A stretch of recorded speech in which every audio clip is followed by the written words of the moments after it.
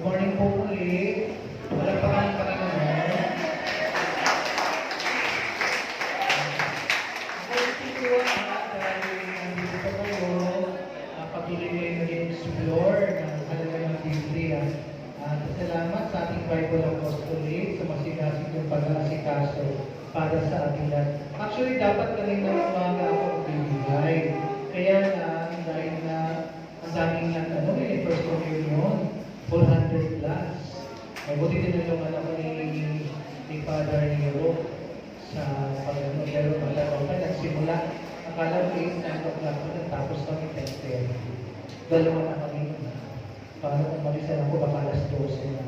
No? Anyway, sabi sa akin ng Mother Arlene, syempre, binibigyan na kayo ng seminar, no? Maano na po sila doon sa pag-explore tungkol sa Bible. But my role is basically teaching an introduction about the Bible, and I entitled it as The Bible is Value and Enduring Life Lessons. Yung Biblia, ang halaga nito, at ano yung mga tinuturo sa atin ng Bible. Actually, what is being taught to us by the Bible are very foundational sa buhay natin. Kaya nga lahat tayo ay tinuturo ang pagbasa ng Bible. No? Hindi ito malalim. Hopefully, pero makita yung napakahalaga. I'll just be citing some points para mas makita ninyo yung ibig kong sarili. Dalawa lang naman ito. 15 minutes na lang ako ito at sige. Nagkapin ko na. Value. Paano ba sasabihin yung value?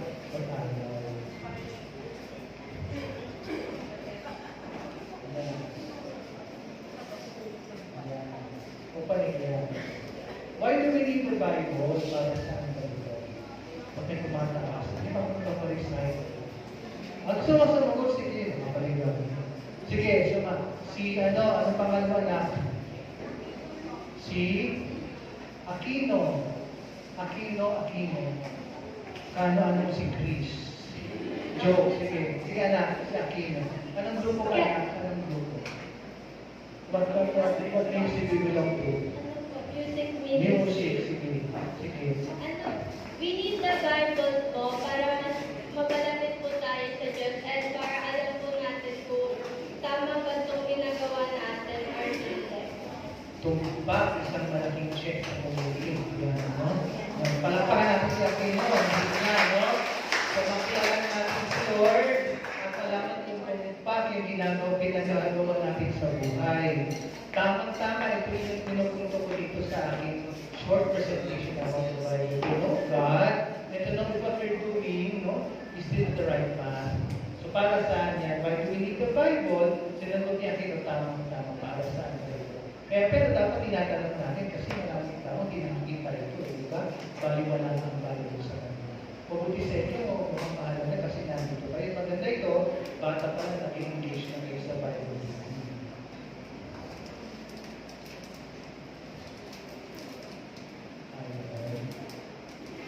Ayan. Dalawang gagamitin mong saints as a backup for the point na ano yung value ng Bible. Sabi ni St. Jerome, kailan niyo ba si St. Jerome?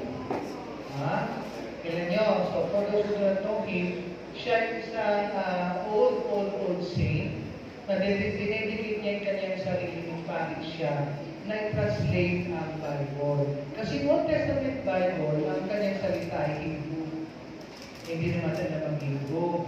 Tapos yung New Testament, ito naman ay Greek. No? So yun ang language noon. Kasi sa pag-ilog ng Bible, no, yung ginagawa ng Bible, alam naman, actually, napakabinanggit na, papangitin pa, Bible is not just one book, it's a collection of many books. No? And the Old Testament books were written in Hebrew, yun ang language noon. Ng mga Hebrew. Tapos yung New Testament, nasakop siya ng mga Greeks, naging Greek language. Kaya yung Old Testament, ginawa ni St. Jerome, ginawa niya, pinastate sa time niya na parang yung language yung Latin. Ngayon wala ng Latin, pero mahal na pinag-aaral ng Latin kasi nung nag-aaral ko seminary, sabi 80% of the English words come from Latin. No? So, halimbawa, napapangit na ito dati pa, pag tingnan mo yung fiesta, English ay feast. ano ang ano niyan, ang Latin niyan, okay. Ano lang. So, tapos yung love, charity, caritas. Yan, ano?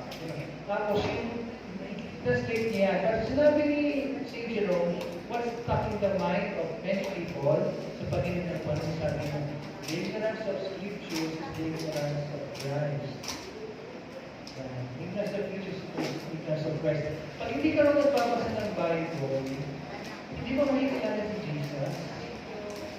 Lahat tayo gusto natin pakilala si Jesus, sabi nga nila, makikita natin pakilala si Jesus.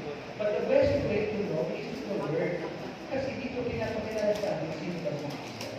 Kaya mahalaga na nagbabasa ng Bible para makilala natin si Jesus. Amen? Kaya natatandaan natin yun. Tapos, sabi naman ni St. Teresa of Avila, siya isang Carmelite nun. Siya ang reform ng Carmel noon. Kasi kahit naman noon ng panahon, ang mga Katoliko naging lax. So, noong time na 16th century, nakita niya parang hindi na masyadong prayerful ng mga tao, hindi marunong ang relasyon sa Diyos. Kaya, na-reform yan, kaya nagkaroon tayo ng discounts ng Carnival. No, ito yung mga, noong unang panahon, hindi ko na alam ngayon, pero noong unang panahon, sila yung mga Carmelites ay isang congregation na sila ay nakayapak o nakasanta sila. Para ma-maintain na yun ng simplicity of poverty. Para hindi sila ma-tempt na materialist ng world. Meron siyang sinulat na point. Ito yun. Nada te turbe, yan ang let nothing disturb you, nada respante, let nothing frighten you. Todo se pasa, all things pass away. Basahin niya niyo, Diyos,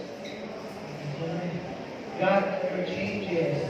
The pasensya todo ang nakakansa. Patience of things, all things.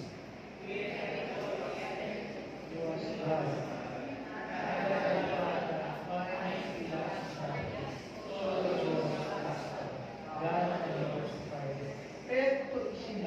Kung kanina sinasabi ni St. Jerome, ignorance of scriptures is ignorance of Christ.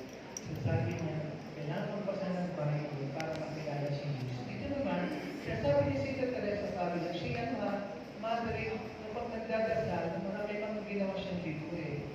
Yung castle, yung halo, yung open na encounter si Jesus. So siya nag-popularize ng prayer na hindi lang verbal, kundi with tapos yung contemplation, yung bibigyan, yung tahimik. Yung ginagawa natin pag tayo nag-adoration, tahimik na. Ngayon, binibigyan dinig, St. Teresa, wala kang ginagawa, you're one with God. Mahanap ako mo pag ipakikita mo na. Kaya sinasabi ko, kung St. Jerome sabi niya, dapat makilala mo si Jesus.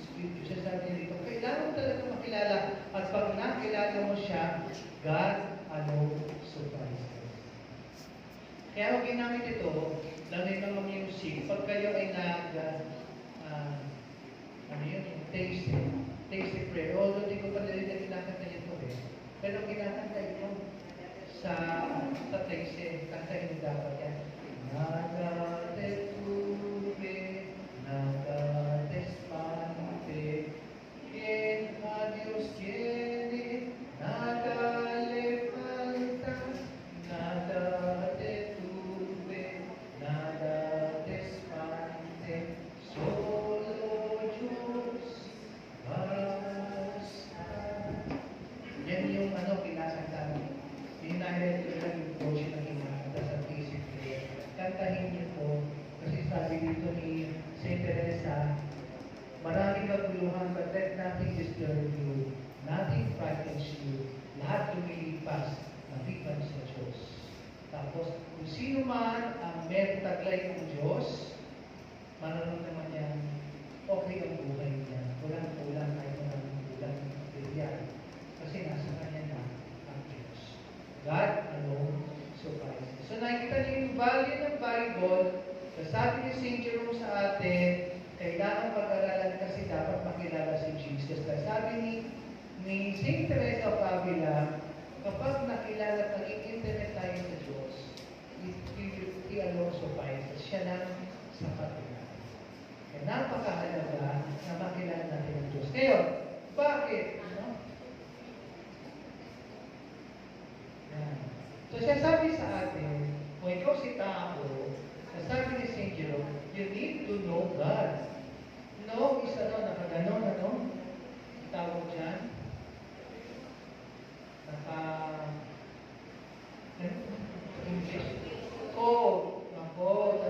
Know is not just the mind, but the heart and the will.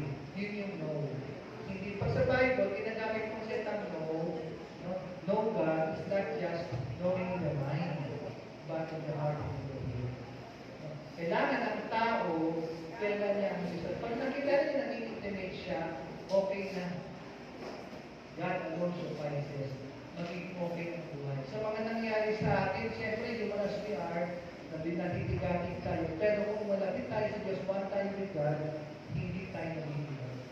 Yun ang point dito na ni St. Jerome at ni St. Teresa of Avila. Ngayon, bakit ba sasabing hindi maging iba? Ano ba yung mga enduring life lessons ng Bible?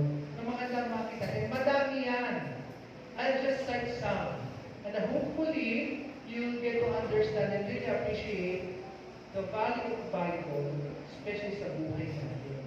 Kaya maganda ito ng Bible seminar, kaya maintindihan natin, mahalaga pala. Yung mga life lessons sa Bible, napakaganda i-apply sa buhay para pag lumapit tayo sa Panginoon, okay na pala talaga. Pag lumapit tayo sa Panginoon. I'll just nice na,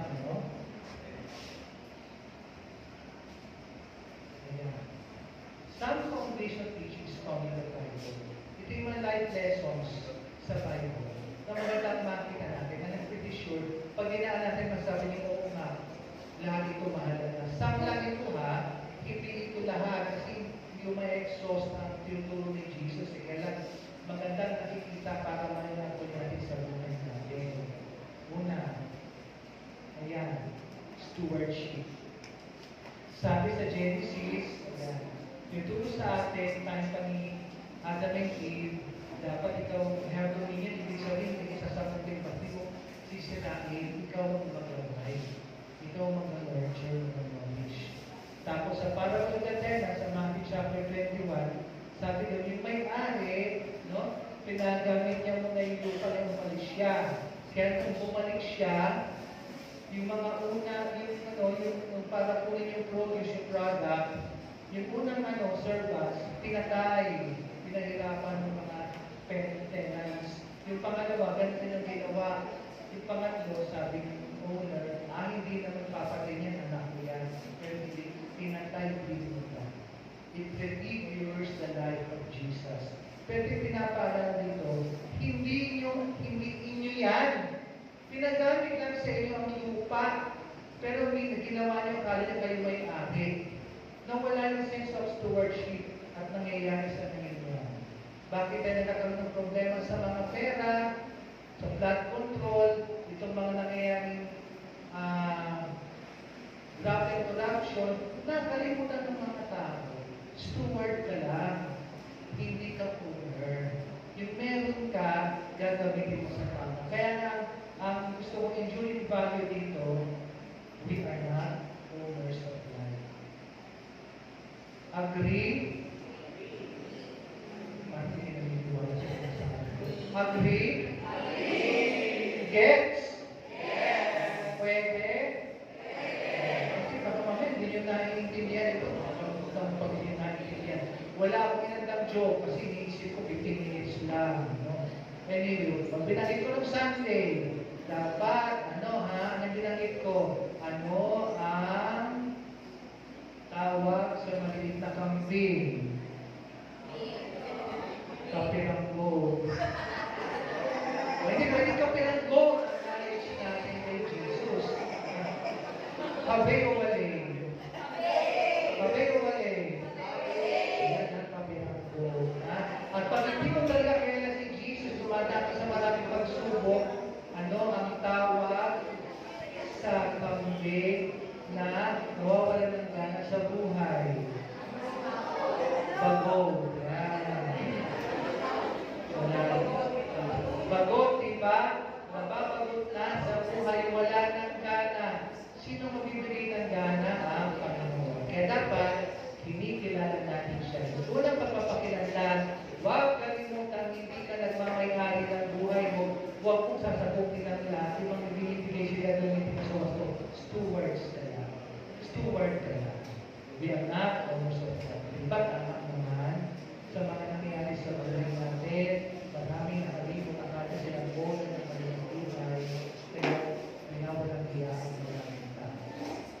Gets? Second, ayan. A call to fruitfulness. God is the John chapter 15, vine of the branches. Nasabi ni Jesus, I am the vine, you are the branches. Anong paalala doon? Remain. Manatili ka. Kaya na ginagawa niya, lumalapit tayo sa Panginoon. Kasi pamagitan niya, naging fruitful tayo, mabunga tayo. At sabi niya sa parable of the sower, yung panghasik, nagtapon siya ng mga binhi. Diba yung mga natapon lamang sa lupa, sa semento, dyan lang sa matigas na lupa, sa batuhan, hindi namunga. Ang namunga lang ay yung natapon sa matabang lupa. Dapat matabang lupa tayo, no, mga kapatid. No? Kaya lang, din ang call sa atin maging fruitful. Kaya yung mga bata dito, sino yung mga estudyante? Yan. Mag-aaral kayo. Huwag muna masyado sa love life. Na kapag nabigo na, end of the world na. No? O kaya, sabi ko sa first communion kanina sa mga bata, sabi ko, gusto ni Jesus, tatanggapin namin siya para mabuti. Ano yung example ng mabuti? Anong pipiliin mo? Aral o ML? Oo, yan ha. Baka mamaya, hindi naman. So yan, dapat, we are called to bear fruit. Hindi pwedeng hindi ka namumunga. Kahit bata ka, bata pa lang, matuto ng mamunga para maasahan kayo. No? You have to bear fruit. Namumunga tayo ng mabuting gawa. Clear? Clear? Yan, nakita niyo, unique life lesson yan. Tama ba ako doon? Kung pag mali, sumbong kay Jesus sa kanyang galit ko, hindi sa akin. Next! Yan. Knowledge at a higher cause. Kahapon, gospel to. Ginamit ko. Ano yan? Sabi nito ni Jesus sa Matthew chapter 16, for whoever wishes to save his life will lose it, but whoever loses his life for my sake will find him. Ano ba ito, Father? It's a form of a figure of speech. Ang figure of speech na tawag ay paradox. Diba? Usually, alam natin figure of speech yung exage. Sabi nga doon sabi ni Jesus, pag may maliit kang pananampalataya kasi maliit ang mustasa, kayong paalisin ang bundok, ilipat. Siyempre, hindi naman totoong mangyayari literal. Ang ibig sabihin ng dumagat at dumagat. Ito naman, ang paalala nito, bakit yung who wish to save his life? Siyempre, mahalaga ang buhay. Kaya nagsasabi dito, dapat mag-gets mo, ano yung higher purpose, higher value. Kasi pag hindi, ako kunin mo lang yung gusto mo. Dapat makilay mo yung higher purpose and yung higher cause, si Jesus, ang bayan, no, ang tao, ang pamilya, higher purpose, hindi pwedeng sarili mo lang. Kaya, there should be a knowledge of the higher cause or higher purpose. Alam mo yung mas malalaki na bagay, hindi lang yung gusto. At yung malaki na yun, ang pagsusumikapan mo marating. Mag-aaral ka, hindi lang para yumaman. Maraming hindi man mag-aaral para yumaman. Hindi ko sinasabi pa sa mga abroad. No? Kung tingin mo yan ang para sa'yo, gusto mo maselos kung sino bang ayaw. Kaya lang dapat isipin mo rin, mag-lingkod. Tapos, ano pangalawang point yun? Paano mo magawa yan, Father, na you will lose your life for God's sake? Dapat, natutuhan, habang kiniklaim yung higher purpose, detach ka from the lesser causes. What's my point here? Nakikita natin mahalagang sundin si Lord, diba? Lahat naman tayo, alam natin yan. Amen? Amen! Pero bakit hindi ka nilalaman tayo? Gusto mo mag-aral, pero pag tumawag ng barkada, gimmick. Diba? Gusto mo mag-focus mag-exam, pero pag meron kayong laro sa computer, pinitawa ng aral. Seryoso ka sa buhay mo, pero pag sabihan ka ng lagay mo, mag-date tayo, pinitawa ng aral. Diba? O kaya, ito sa nangyayari sa marami, alam natin mali mag-bisyo, pero ginagawa pa rin natin. Talik-talik tayo, we are so attached to the lesser causes of life. Kaya dapat malaman, maging lesson dito, i-claim natin ang higher purpose sa buhay, kung umunlad ka, makatulong ka, pero para magawa mo yan, bigyan mo ang sarili mo pag-bisyo, yung lesser causes of life, yung laro lang, yung ML lang, computer lang, TikTok lang. Dapat alam mo ano yung mas mahalaga. Higher purpose. Clear? Yan na, tandaan niyo yan. Talagang dapat. Kasi pag hindi mo na-apply talaga ito, lalo na tayo kayo mga kabataan, very instinctual kayo. Hindi gusto nang pakiramdam yung isipin ng gagawin natin. Kaya tayo nilikha, tandaan, ang tao nilikha may puso at may utak. Ang utak nasa ibabaw ng puso. Dapat nag-iisip tayo. Hindi pwede gusto mo lang, gusto mo lang. Higher purpose, higher cause, ang nandito ka sa atin, yun yung dapat. Clear? Next, number 4. Ayan. Jesus as the bread of life. Sabi sa atin ng John chapter 6. Diba? The whole John chapter 6 is the discussion about the Eucharist. Kay John chapter 6, doon na, sa kanya, kay Gospel according to St. John, wala siyang narrative na kwento ng Last Supper. Yung tatlo, yung Synoptic Gospels, Matthew, Mark, and Luke, may Last Supper siya. Dito sa John, wala.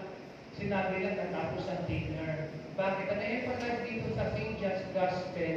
Yung kasi St. John chapter 6, the whole chapter 6 is a narrative on Eucharist. No? Kaya, kasi sabi sa atin dito, tatanggapin natin, siguraduhin po sa first communion, tatanggap ka ng communion. Hindi dahil nasabi lang, tinuro lang. Kailangan makita natin kasi si Jesus ang tinapay ng buhay. Ibig sabihin siya yung lakas para sa tamang buhay. No? Kaya, naniniwala dapat tayo doon. Wala din sa mga protestante with all due respect to them. Kasi hindi naman siya naniniwala sa Eucharist. Sa ating mga Katoliko, dapat malinaw ito. Pero minsan hindi malinaw kasi hindi naman nasisimba. Hindi na ito komunyon ng handa. Wala yung bread of life. Automatic lang. Anong paalaala sa ating enduring value? O, we have to value the Eucharist. Pahalagahan ng Eucharistia. Magsisimba. Magkaano ng adoration. Pagka si Jesus ang Ikaw, Jesus, ang pinay ng lupa, pinaswasan, hinati, Clear? Kita mo yung Father, hindi ka pwedeng pabuhay na hindi ka tumatanggap ng komunyon bilang Katoliko. Next. Ayan, si Jesus ang liwanag ng buhay. Sabi sa John chapter 8, I am the light of the world. No? Yung mga susunod sa akin na follow in darkness, will not walk in darkness, but will have the light of life. No? Dito naman ang pinapaalala nilang pisikal.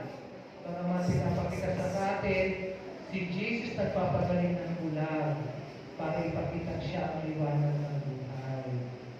Easter Vigil, sindihan yung pastel candle sa gitna ng dilim, dahil ko binabanit yan. Sa gitna ng dilim, susunod niyo yung liwanag. Si Jesus. Ano ibig sabihin ng Father sa atin?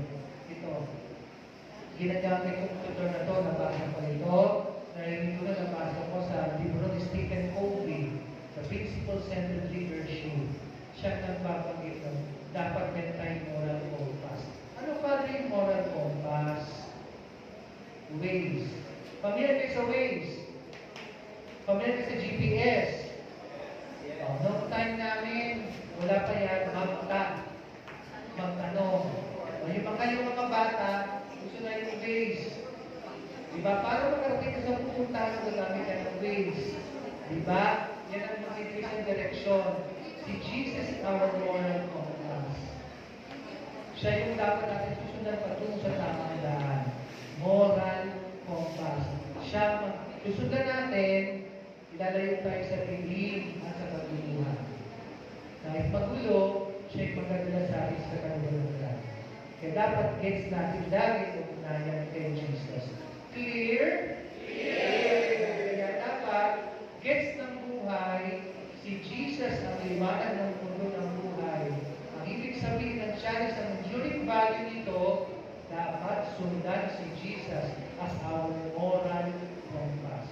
Siya ang ways ng buhay natin. Palayo sa kasalanan ng kabilang. Clear? Next. Ayan. Stillness amidst the storms. Bukas, ginamit ko to kasi ganda-ganda yung gospel bukas. Si Jesus naglakad sa gitna, sa tubig, sa ibabaw ng tubig. Sa mga Hudyo, no, kahit ano sa atin, no, water holds mystery. Di ba sa mundo, 70% ng mundo tubig? Di ba? Kaya hindi na natin ano talaga yung mga kingdom dyan. Hindi natin lang kung ano ng inspiration sa Jezebel. No? O kaya si Aquaman, ano ba talagang kingdom? Hindi natin alam. Hindi mo talaga makita kasi kailan-ilan, hindi pa natin nararating kasi hindi pa pwede pumunta sa sabon ka. Hindi kaya ng presyo. Di ba yung flowing na term? No? Kaya very mysterious yun. And also it was very darkness, it was evil. Kaya takot sila sa tubig. Pero dito pinakita ng tubig na Jesus na takot siya. No? He is over and above the storms of life. Kasama sa tubig.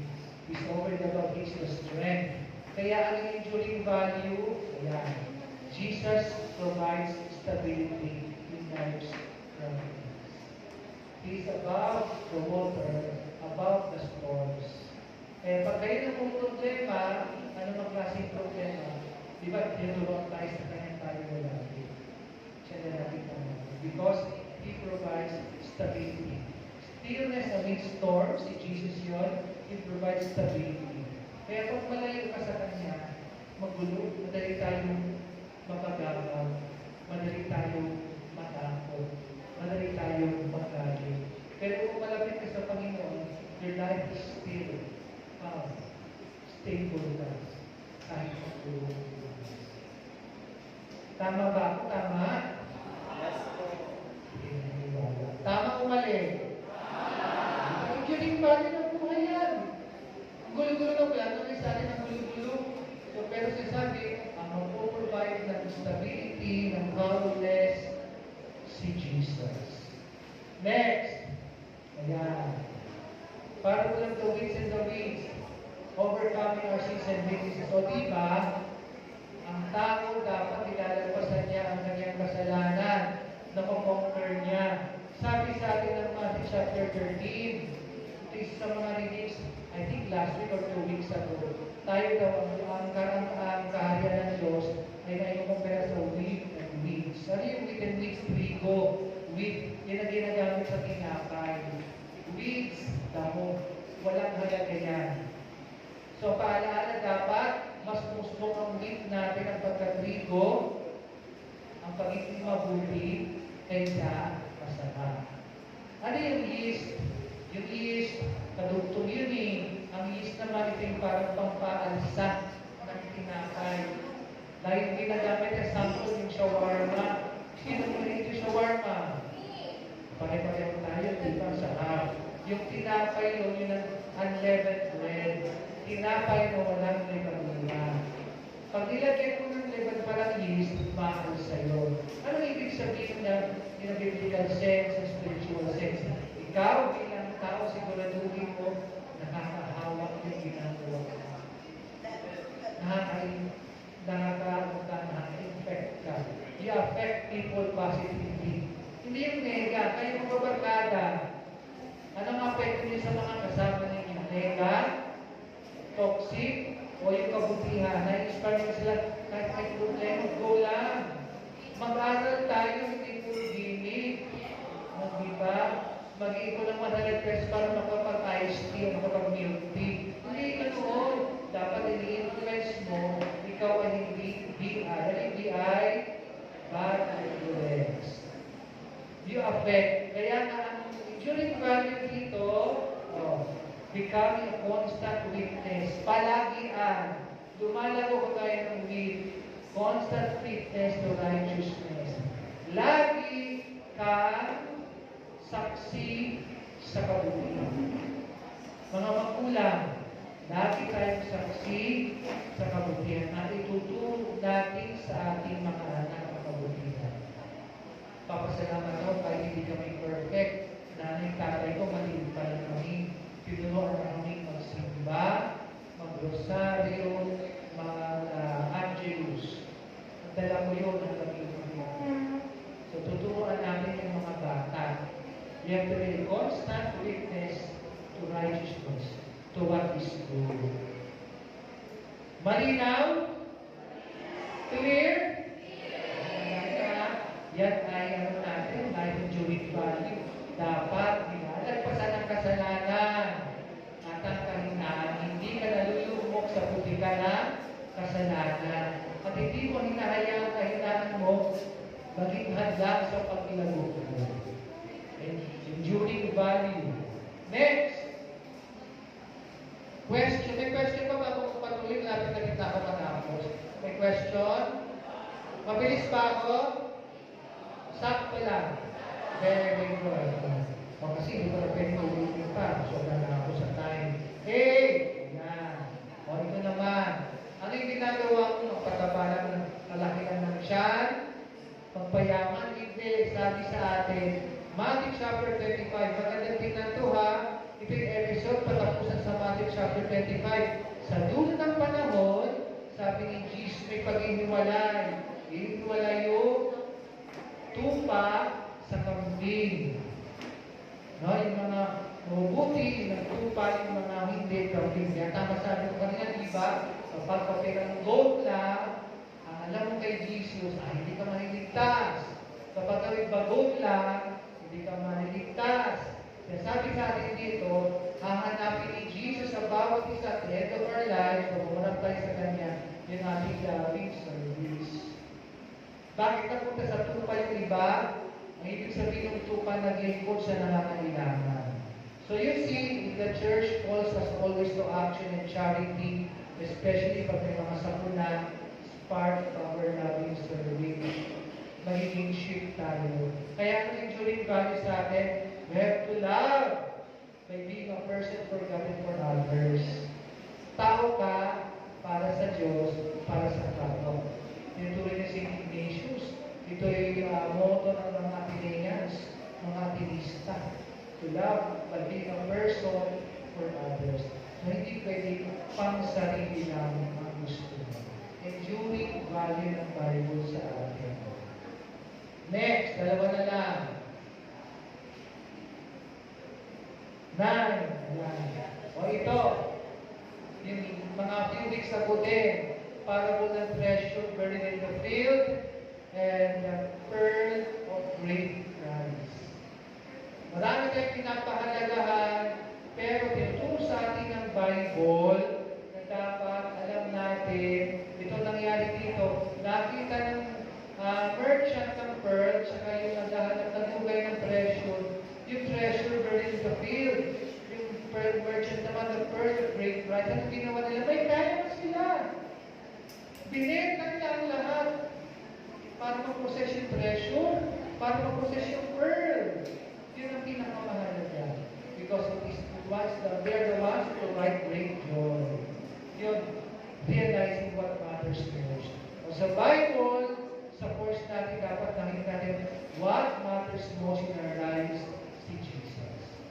Siya yung pinaka-tanging yaman. Ano yung enduring value? Always claim Jesus as our pearl of great price and most valuable treasure. Siya dapat ang pinaka. Mahalaga ang family, pero dapat ang batayan ng pagiging mabuti sa pamilya ay si Jesus, the pearl of great price. Ito isa sa mga pinapaalala sa akin. Na-discover ko, pinapento ko naman sa inyo. Nung mundik na akong mamatay, nakita ko ang halaga ni Jesus. Ito pala yung mahalaga, relasyon at misyon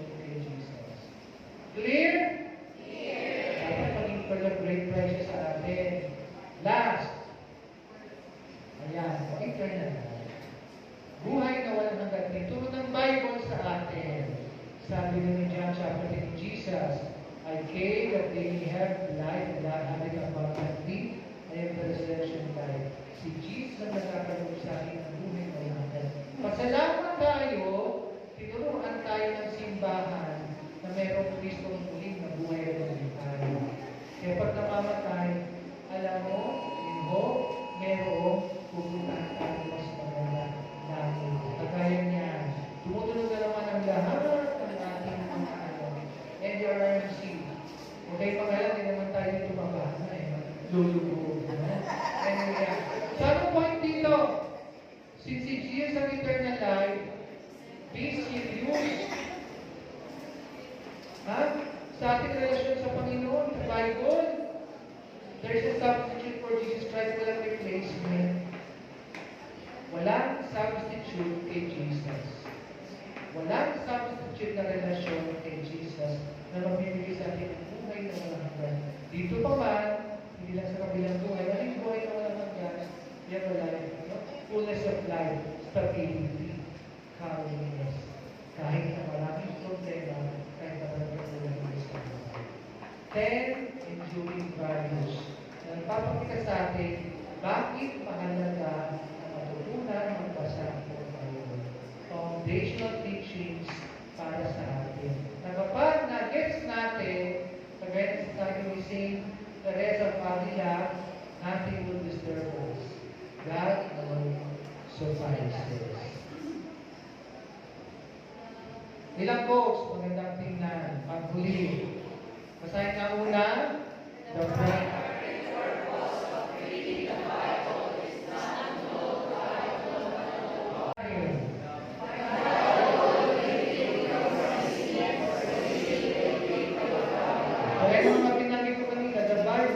foundational.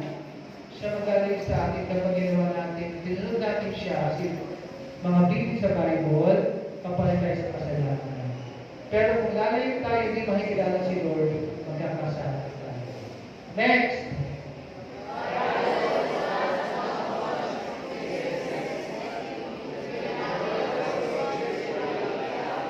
Si Billy Graham, isang evangelical preacher. Pero ganda lang sinabi niya, hindi pwedeng option lang ang Bible. Kailangan ginagamit mo meron ka. At hindi ka lalago kung hindi ka nagbabasa ng Bible. Because you will not have a deeper knowledge about Jesus. Panguli, sabi si Tagosin sa Kibasa,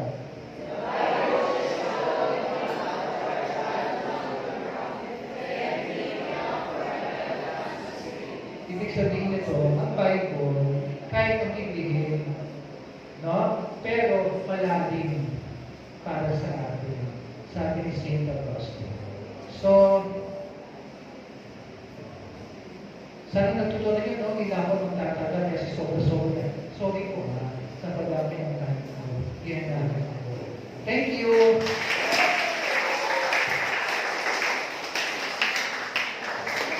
Thank you po, Father, for the inspirational talk po. So, O bago daw bumaba si Father, kasi kailangan na niyong pahinga. Bigyan natin siya ng isang acting club. Alam pa? 1, 2, 3, 1, 2, 3, amazing! 1, 2, 3, and! Amazing! O, bago yan. Kanina lang namin nalaman. Thank you po, Father.